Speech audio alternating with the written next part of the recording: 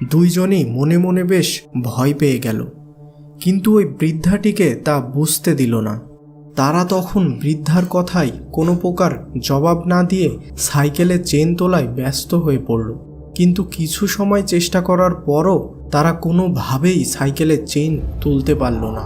এদিকে আকাশে 2-3 বার বজ্র গর্জিয়ে উঠেছে, আর সেই বৃদ্ধটি এক দৃষ্টিতে কিছুটা দূর থেকে তাদের দিকে তাকিয়ে আছে।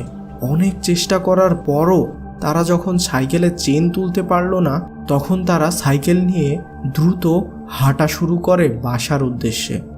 তারা খেয়াল করে বৃদ্ধাটি একই দূরত্বে তাদের পিছু পিছু হেঁটে চলে আসছে। দুইজনই অবাক হয়ে যায়, কিভাবে ওই বৃদ্ধাটির পক্ষে তাদের সাথে সমানে হেঁটে আসা সম্ভব। এদিকে আমি এবং আমার বান্ধবী যত দ্রুত সম্ভব হেঁটে চলেছি। হঠাৎ বৃদ্ধাটি আমার বান্ধবীকে উদ্দেশ্য করে বলে, তুমি ওর সাইকেল ধরে কেন হাঁটছো? এদিকে এসো। তখন আমার মনে খটকা লাগলো। আমার বাবার একটি কথা মনে পড়ল। তিনি বলেছিলেন যে ভূত প্রেত কখনো লোহার আশেপাশে আসতে পারে না, কারণ তারা লোহাকে ভয় পায়। তখন আমি আমার বান্ধবীকে ইশারার মাধ্যমে জানিয়ে দেই যে সে যেন কোনোভাবেই এই সাইকেল ছেড়ে না যায়।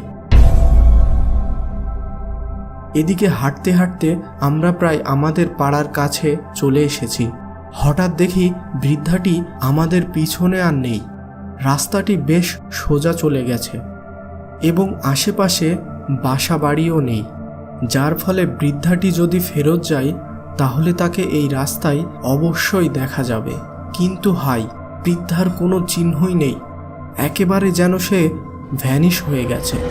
এদিকে খেয়াল করি আমরা আমাদের পাড়ার প্রবেশপথের কালী মন্দিরের সামনে দাঁড়িয়ে আছি।